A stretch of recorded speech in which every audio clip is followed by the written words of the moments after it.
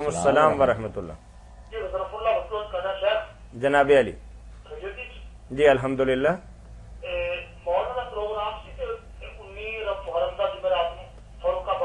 جی جی یہ تو مسجد میں آپ فون کریں گے نا, یہاں تو آپ کو دینی سوال پوچھ سکتے ہیں. اس طرح کی کوئی بات آپ کی یا تو گھر پہ ہوگی یا مسجد میں ہوگی. یہ لکھ لیں آپ, نمبر مسجد کا لکھ لیں. میں کیسے وقت دے سکتا ہوں میرے بھائی فاروق آباد میں دوسرے, میں تو یہی جو پروگرام بتا رہا ہوں یہی بہت ہیں. آپ میرے لیے دعا کریں, یہی میں کرتا رہوں کام. جی ٹھیک ہے ٹھیک ہے جی چلیں. مولانا سوال یہ ہے کہ فاروق آباد ہاں ہمارے معاشرے میں کہتے کہ یہ رسم عام ہے کہ اگر لڑکی کے سسرال میں کوئی فوت ہو جائے تو لڑکی کے میکے والے فوتگی والے گھر کھانا لازمی دیتے ہیں, چاہے کسی سے ادھار مانگ کے دیں یا خیرات مانگ کے لیں. کھانا پہنچانا ایک اسلامی رسم سمجھی جاتی ہے, اس کے بارے میں ذرا وضاحت فرما دیجیے. اسلامی تو طاہر میاں کیا سمجھیں گے, بیچارے رسم کے پابند ہیں. لوگوں نے اپنی شریعت گھڑی ہوئی ہے کہ یہ ہماری بہویں جو ہیں ان کے ماں باپ لائیں کھانا, اگر وہ نہیں لاتے ناک کٹ جاتی ہے, تنگ کرتے ہیں کہ تیرے ماں باپ نے کھانا نہیں بھایا ہے. یہ سارا کفر کا ہی فرق. پھر کھانے میں بھی کوالٹی دیکھی جاتی ہے. کوئی ان کے ذمہ کھانا نہیں, کوئی ان کو نہ دین کہتا ہے نہ کوئی قانون کہتا ہے. جو بھی آدمی اور رشتہ دار ہے کو بیگانہ جو بھی لے آئے, جس کو توفیق اللہ نے دی ہمدردی کرے, اپنے بھائیوں کو کھلا دے. اور اگر نہیں لاتا تو گھر والوں کو اللہ نے کہیں نہیں کہا کہ وہ کھانا نہ پکائیں, یہ مسئلہ کوئی نہیں. اگر وہ خود ہی پکا رہے ہیں اور کھا رہے ہیں, صاحب حیثیت ہیں, خود پکا رہے ہیں کھا رہے ہیں, کسی جگہ منع کوئی منع نہیں. یہ جو ہے نا بھوکے بیٹھے رہتے, بچے مر رہے ہیں, کھانا آیا نہیں, دن گزر گیا, انتظار کر کوئی اور ہی بھیجے گا. دین نہ بنائے وہ الگ ہے کہ ہمدردی کریں, لوگ کھانا بھیجیں, مگر وہ اس پر بیٹھنا نہیں چاہیے. اگر بچے خود پکا کر کھا لیں, بچوں کو کھلائیں, اور اس کے لیے کوئی نہیں کہ فلاں کے ذمہ ہے یا کوئی ایسا نہیں مسئلہ. جو بھی ہمدردی کر سکتا کرے, رشتہ داروں کا کوئی نہیں. اور ایسے رشتہ دار بیچارے جو آپ کہتے ہیں قرض لیتے ہیں مانگتے ہیں, ان سے تو کھانا حرام ہے, ظلم ہے کہ ان بیچاروں کو مکروہ گزار رہا ہے. آپ خود پکا کر کھائیں. نہیں مولانا, یہ رسم تو ساری برادریوں کے اندر اور ہر علاقے کے اندر بالکل اسی طریقے سے ہے جیسے شریعت اسلامیہ کا حکم. شریعت سے بڑھ کر ہم لوگوں کی نہ, خدا کی شریعت کو چھوڑ دیں گے. یہ جو ہے نا آپ بنائی باتیں, یہ نہیں چھوڑنے دیتے.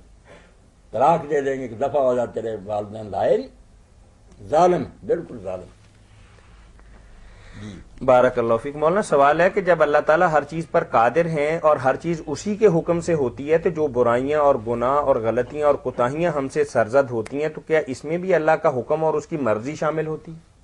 بہت پیچیدہ بات ہے. اس نے مسلمانوں کو برباد کرنے میں بڑا حصہ لیا کہ اللہ کے حکم سے ہوتی ہے, اس لیے سب برائیاں اسی کے حکم سے ہوتی ہیں. وہ راضی ہیں, یہ ہے, توبہ توبہ توبہ. وہ قرآن میں لعنت بھیجتا ہے کہ ظلم کرنے والوں پر لعنت ہے, جھوٹ بولنے والوں پر لعنت ہے, ان کے لیے جہنم ہے, یہ کیوں باز نہیں آتے.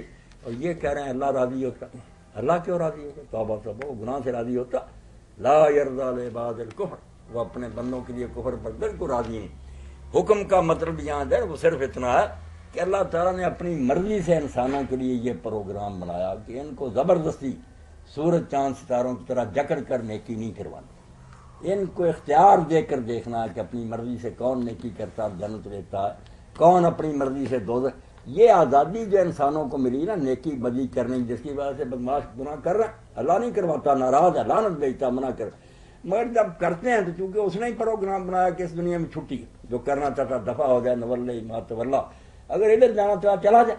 یہ جو اس نے آزادی دی نا, اس کو حکم کہتے ہیں. ورنہ جو حکم اصلی ہے نا منع والا, وہ تو شریعت ہے کہ حرام ہے ادھر نہ جاؤ. مگر اگر وہ جاتا, جانے دیتا, دفع ہو جائے, روکتا نہیں, روکے تو پھر تو جبر ہو جائے, انسان پھر مختار ہی نہ رہے. جی جزاکم اللہ خیر.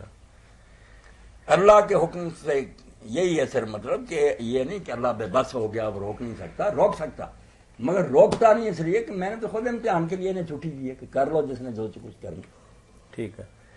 یہ تحریری سوال ہے مولانا کہ نبی کریم صلی اللہ علیہ وسلم کی حیات طیبہ میں پیدا ہونے والے نابالغ افراد جی کو صحابہ کرام کی صف میں شامل کریں گے یا ان کے لیے کوئی اور نام ہم رکھیں گے؟ نہیں, وہ صحابہ صرف یہ ہے کہ جو صغیر صحابہ جیسے محمد بن ابی بکر, یہ پیدا ہوئے حجۃ الوداع میں پیدا ہوئے, یہ سب صغار صحابہ صحابی ہیں, حضور کے دور میں ہیں. حضور نے ان کو دیکھا, یہ بھی چھوٹے مگر روایت جو ہے نا اس کے لیے کہ روایت کے لیے کم از کم اتنی عمر ہونی چاہیے کہ وہ بچہ صاحب تمیز و بات یاد رکھ سکتا. جیسے ابن زبیر ہیں، حضرت حسین ہیں، حسن ہیں، یہ لوگ چھوٹے تھے 6-7 سال کے، مگر بالکل سمجھ شعور عقل تھا، انہیں باتیں یاد تھیں کہ حضور نے یہ فرمایا تھا، اس لیے ان سے روایت لی جاتی. وہ چھوٹے جو بہت تھے، وہ اس لیے کہ آپ کے دور میں پیدا ہوئے، آپ کے سامنے آئے، ان کو صحابی کہا جاتا، مگر انہوں نے حدیثیں نہیں بیان کی، سنی نہیں کہ چھوٹے تھے، کیا کریں گے. اس لیے روایت کے لحاظ سے وہ تابعین ہوتے ہیں، آپ کے دور میں پیدا ہونے کی وجہ سے صحابی ہوتے ہیں.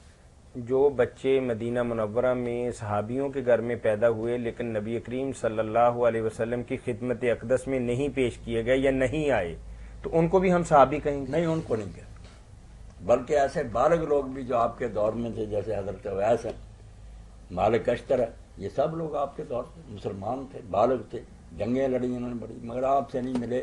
ان کے لیے الگ لفظ ہے مخضرم، ان کو مخضرم کہتے ہیں، میم خیز واد ارے نہیں، مخضرم ہے یہ، یعنی ایسے افراد کے جو ایمان عہد نبوی میں لائے لیکن نبی کریم صلی اللہ علیہ وسلم کی زیارت نہیں کر سکے، مل نہیں سکے، آپ کو مخضرمین ہیں. مولانا شاید آخری سوال ہو ہمارے پاس. تو بھائی کا ایک سوال ہے کہ میں ایک پبلک پرائیویٹ لمیٹڈ ادارے میں جاب کرتا ہوں. ادارے کے کام کی نوعیت کچھ ایسی ہے کہ مجھے آمدن جھوٹ بولنا پڑتا ہے، یا یوں سمجھ لیجئے کہ جھوٹ بولنا بھی میری ملازمت اور جاب ہی کا ایک حصہ ہے. تو ان حالات میں میرے لیے کیا حکم ہے؟ ملازمت کا اس دور میں حصول بھی مشکل اور ناممکن ہے، تو میری رہنمائی بھی فرما دیں. رہنمائی میں کیا فرماؤں گا جب آپ نے سارے راستے بند کر دیے کہ اور کوئی ملازمت نہیں ملتی، دور میں ملنی مشکل ہے، مجبوراً بولنا بھی جھوٹ پڑتا ہے. پھر یہی ہے کہ آپ اللہ سے معافی مانگ کریں کہ اللہ بے بس ہوں، مجبور ہوں، یہ مردار کھانے میں مضطر ہوں، معاف کریں. جب راستہ نہیں، اگر ملتا ہے کوئی اور تو لے لیں، مگر ہے کہاں بات ٹھیک.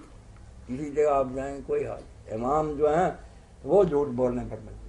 یہ انجمنیں جو بنی ہوئی ہیں، لوگ صدر اور بن گئے ہیں مسلکوں والے، وہ کہتے ہیں مولوی صاحب یہ مسئلہ نہیں کرنا، کیا وہ بھی وہاں بیچارے بے بس، حق نہیں بولنے دیتے.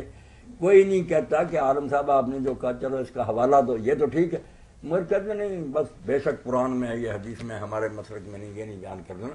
کیا ہیں یہ مسئلے؟ یہ خود بت خانے کہ عالم دین کی زبان بندی کی.